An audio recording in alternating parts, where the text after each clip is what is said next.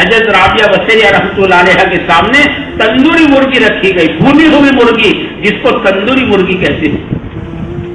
حالانکہ رابعہ بصریہ وہ پارسا عورت ہے، ولیہ ہے، اتنا اللہ کا ذکر کرنے والی اللہ کی بندی کہ کسی نے پوچھا رابعہ شیطان کو برا کہنا کیسا؟ تو فرمایا مجھے اللہ کے ذکر سے اتنی فرصت نہیں میں شیطان کو برا کہوں۔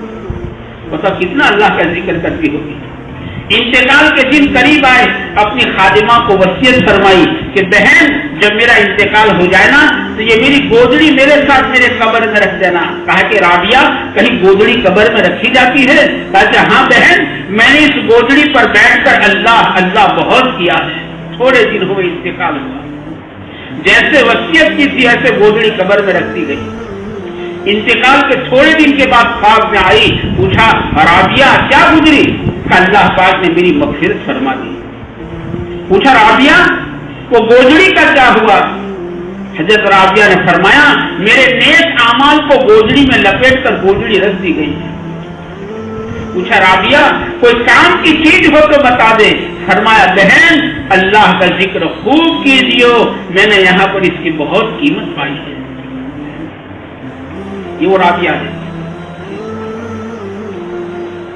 اتنا رونے والی اللہ کی بندی ہے کہ جس جگہ پر بیٹھ کر رابعہ رویا کرتی تھی اور جہاں پر رابعہ کے ہمیشہ آنسو گرا کرتے تھے وہاں گھاس اگ گیا تھا۔ چونکہ ہم رونا بھول چکے ہیں تو ہمیں ایسے قصوں پر شک بھی آ جاتا ہے۔ ہم رونا بھول چکے ہیں، حالانکہ ہم تو رونے والے نبی کی امتی ہیں، ہمارے نبی رونے والے نبی ہیں۔ کبھی آپ رات رات اللہ کے سامنے رو رہے ہیں، کبھی تو آپ اتنا رو رہے ہیں آپ کے آنسو مبارک سے زمین تر ہوتی ہے، اللہ کو رحم آتا، اللہ جبرائیل کو بھیجتے اور پوچھواتے پیارے نبی کیا بات ہے اتنا کیوں روتے ہو؟ یہ زمین تر ہو گئی۔ پیارے آقا فرماتے جبرائیل میں تو میری امت کے لیے روتا ہوں۔ ہم تو رونے والے نبی کی امتی ہے، ہمارے اسلاف رونے والے اسلاف ہیں۔ حضرت عثمان رضی اللہ تعالیٰ کہتے ہیں کسی قبر پر سے گزرتے اتنا روتے تھے کہ آپ کی داڑھی آنسو سے تر ہو جاتی تھی، تو کتنا روتے ہوگے۔ کسی بزرگ کے بارے میں لکھا ہے کہ اذان کی آواز کو سنتے اور اتنا روتے کہ ان کی رگیں پھول جاتی تھی اور ان کی چادر ان کے آنسوؤں سے تر ہو جاتی تھی، تو کتنا روتے ہوگے اذان کو سن کر۔ اللہ ہمیں معاف فرمائے، اذان کو سن کر ہماری باتیں بندی ہوتی ہیں۔ اللہ معاف کریں، اذان کو سن کر ہمارے گھر کے گانے بند نہیں ہوتے، ہماری موبائل کی سوئچ آف نہیں ہوتی، اذان کو سن کر ہماری باتیں بند نہیں ہوتی۔ ہمارے بزرگ تھے یہ فرماتے تھے کہ جو اذان کے موقع پر باتیں کرتے رہتے ہیں اذان کا جواب دو، خاموش ہو جاؤ۔ میرے اور آپ کے پیارے نبی صلی اللہ علیہ وسلم ہماری امی جان فرماتی ہے، یہ فرماتی ہے کہ پیارے آقا صلی اللہ علیہ وسلم ہمارے درمیان میں ہوتے اور ہماری باتوں میں گویا گھل مل جاتے تھے، گھل مل ایسے گھل مل جاتے۔ امی جان فرماتی ہمیں یوں لگتا تھا پیارے آقا صلی اللہ علیہ وسلم اب ہمیں چھوڑ کر کہیں نہیں جائیں گے، لیکن اذان کی آواز آتی تھی تو پیارے آقا ایسے ہو جاتے تھے جیسے گھر والوں کو پہچانتے نہیں، اجنبی ہو جاتے۔ اذان کا میرے اور آپ کے نبی پر وہ اثر ہے، بتاؤ ہم پر کیا اثر ہے؟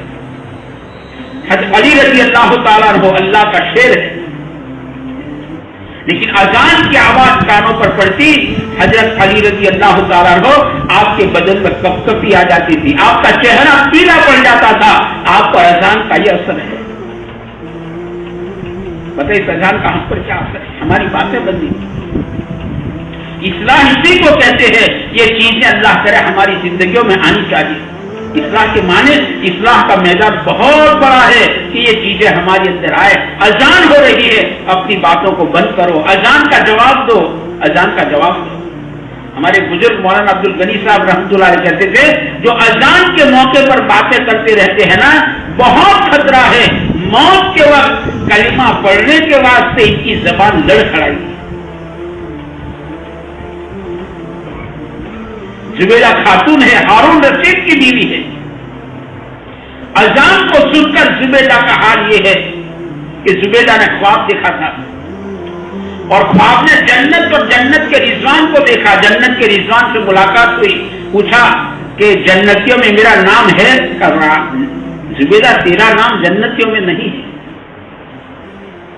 جہنم کے داروغہ کے پاس گئی کہ کہیں جہنمیوں میں تو میرا نام نہیں ہے. کہاں زبیدہ تیرا نام جہنمیوں میں ہے.